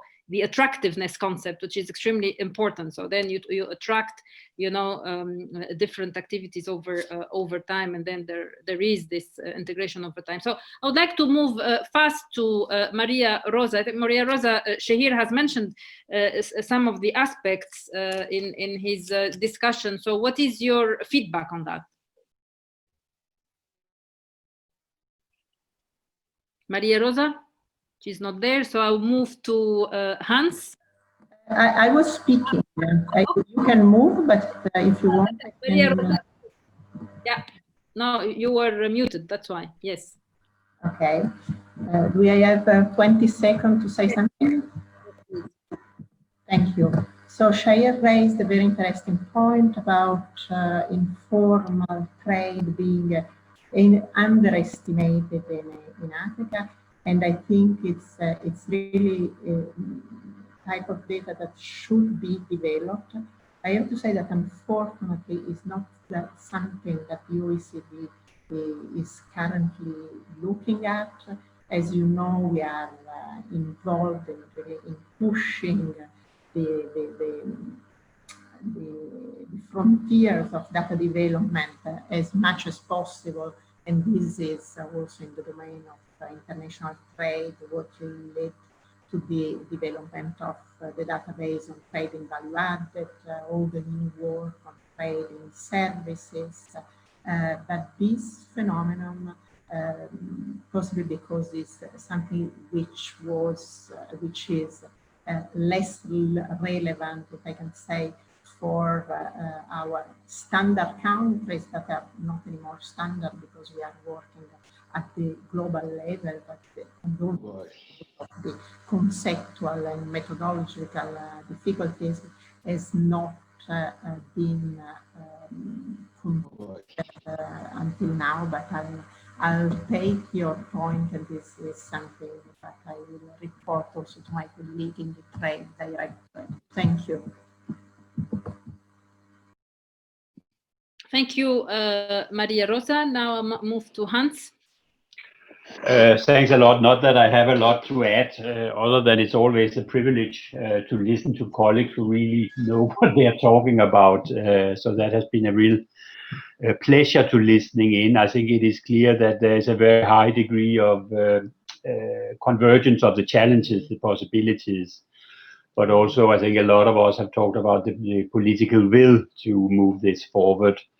So that's, I think we are really looking forward to working with all of you in the coming years to see how we can actually take this agenda forward in partnership with our African partners. So that's all I want to say, and thank all of you for the event this afternoon.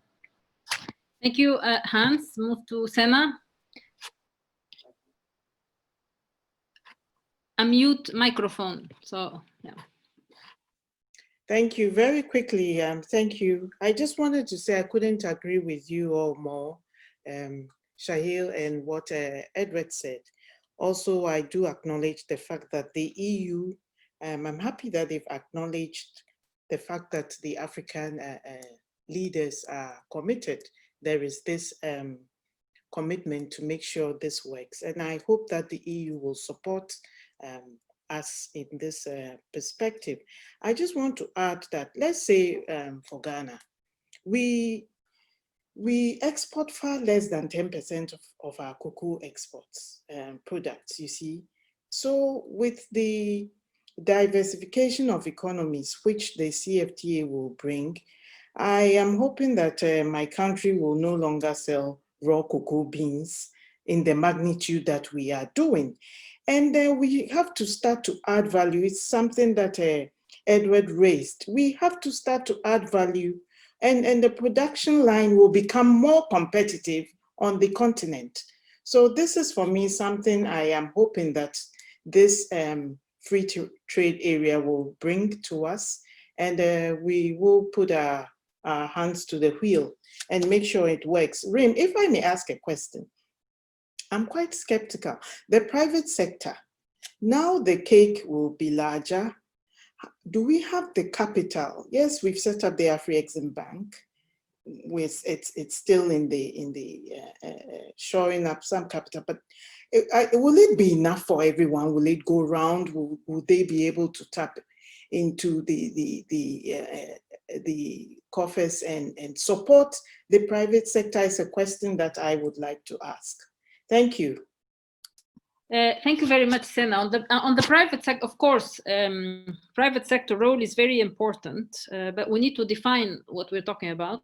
I think there are small and medium-sized enterprises, which in fact themselves, they have to develop their business models and also understand certain minimalistic requirements on the institutional sides and also the trade agreements and so on. It has to be clear for them. So I think in that sense, support the private sector in the countries locally, it's extremely important to teach them, well, I mean, to educate on the policies, what should be done, what shouldn't be done, how to do it, and so on. Also, these are all new concepts in reality that need to be explained very carefully. The large companies, of course, they have the capacity to internalize all of this, and they can tap some of the opportunities provided by the MAP. But what is important, and I think this, you mentioned it, and also Chahir emphasized it, it's this customer due diligence. I think this is extremely important, especially when you do not know the companies and the exporters or importers or whoever, in this environment. And these customer DDs have to be transparent to everybody. So then it is clear for everybody who is who and what type of services and products and so on they provide. So then you link, you reduce, this what I call the transaction cost, which in reality, as you mentioned it very well, in Africa, sometimes it becomes quite high. And I think for all of this, in my view, more transparency is needed also on the private sector side, understanding a bit their business models and also their balance sheet structures. Up to today, it's very difficult to get the real information on the accounting and the balance sheet of these companies. And this is extremely important going forward, especially, for example, if we link to anti-money laundering rules and all this, anti-corruption rules that we have them. And again, if we want to move forward and then have this, what they say, convergence at EU, Africa, and Mediterranean too, probably, is also to ensure that those policies are respected and so on. So I have a question for Chahir, which is about our paper. So one of the participants is asking, so based on the study we have done on global value chain, do we think that there is a serious chance that this momentum resulting from the crisis could be seized adequately to enhance regional integration, or probably guided by competitiveness consideration, and then, or we just keep things as they are, or maybe lower than they are? So what is your view on this, Chahir?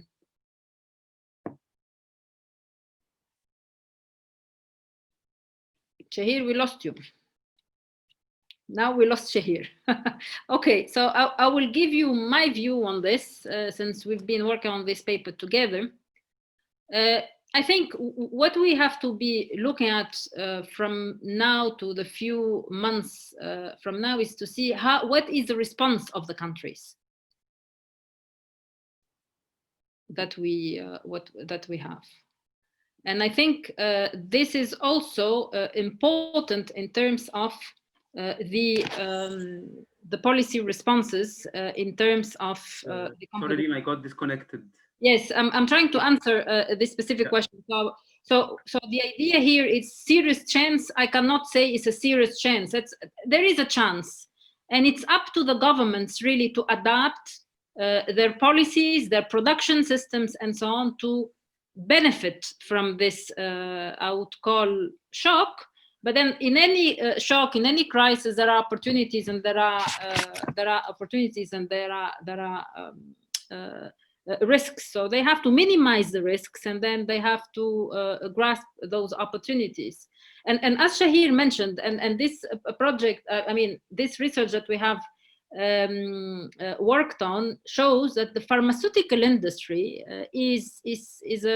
could be a winner in this process. But then you need to have the appropriate volume of research and development and skills to allow this to happen. So there is a need for public investment probably to allow this development to happen. But then, is it happening or not? I'm not sure. Why? Because these countries we're talking about in this region of the world, they are overly indebted. And with high level of debt, of course, you have much less fiscal space to act.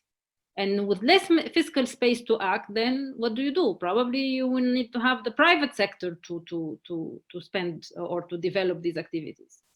And here it's a market story. So yeah, we will see. We will continue monitoring all of this. And obviously, in the textile sector, in my view, we need to move from this model of cheap labor. We need to reskill, the capacities, and we need to move towards another level of value added. Chahir, for you. I just want to add a couple of. I totally agree with what Reem has just said, and just want to add 2 points. I think now the homework will be it's in the, I would say, for Arab countries, because now if they really want to change the structure of their industrial policy that was more focused either.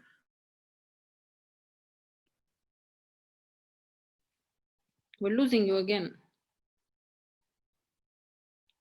Yeah, today we had issues with Zoom. I do not know why. In order to attract more FDI in, I would say, non-traditional sectors. So that's one. So I think there is an opportunity, definitely. But if these countries, they don't seize this opportunity, so it will be a missed opportunity, like the Barcelona process, like the association agreement, like many other opportunities that we missed. So that's one.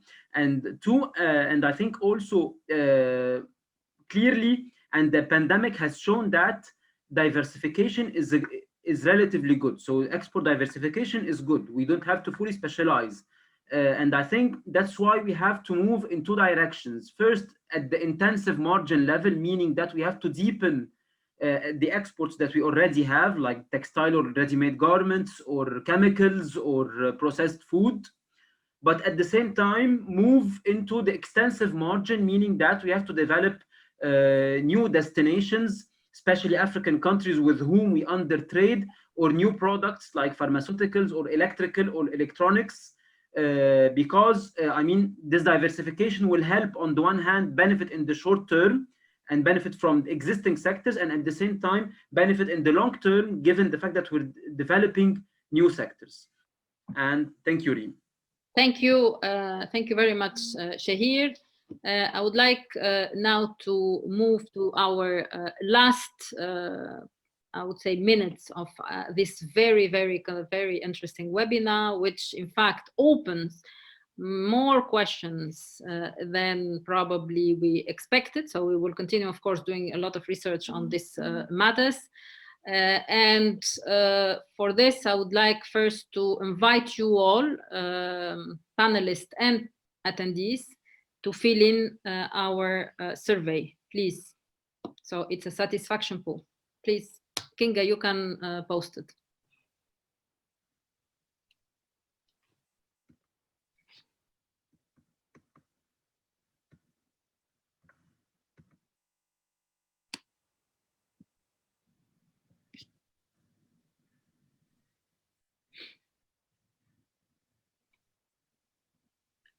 Reem, do we fill it in right away? Because I'm not able to click on it. Okay, because we are not allowed, because we are part of it. That's a conflict. Okay. I just realized that I'm clicking vigorously. Okay, then I'm out of it. I understood that too, because I was clicking and I couldn't. And okay, I see. I mean, below post and panelists can't vote. Okay. But this time, the technical aspects, I don't think they were great. I do not know why. Maybe from Zoom platform or what is going on there. But okay, after this, we will see what the attendees would be saying. So now I would like to have the group picture, like always. Kinga, please give access to everybody to get the pictures together, and you need to the slides.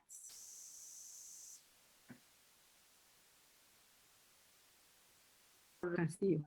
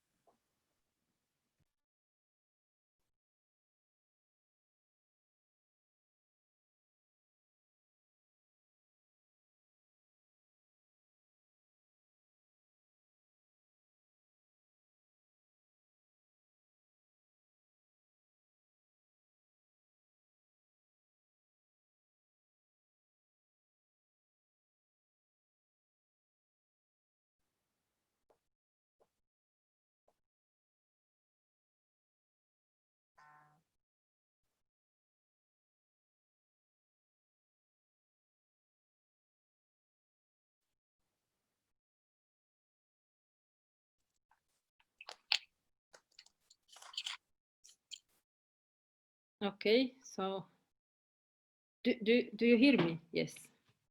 For some reason, I was also ejected from the platform today. Everybody was in and out.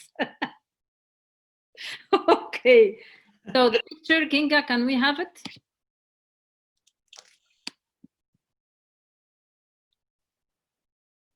Yes, great. So with this picture, and we're waiting for everybody to join the group picture, I would like to thank you all for this very great discussion, despite the small technical problems we had at the beginning. Our next webinar in 2 weeks, it's about debt transparency. So it's how the debt architecture will be reformed. And this is also part of what the IMF, the International Monetary Fund, has been discussing, and most probably they will discuss this in the meetings next week. So basically we will have this next webinar the 22nd, same time. And at the same time, we will launch our debt transparency platform and initiative, which is in fact to enhance transparency on debt issuance. And this is something on which we have been working on over the past couple of years. So again, I see everybody on the picture. Yes, I see some of my colleagues, Emanuele, Refat, very nice. Thank you all for being with us today. Marie-Estelle Rey, Sarah, everybody is here. I'm very happy to have you all here. And I hope to see you in the next event. So keep up with all good, great work. And then we will continue our research work for further integration in the Euro-Mediterranean and Africa. Thank you very much. And I'll see you soon.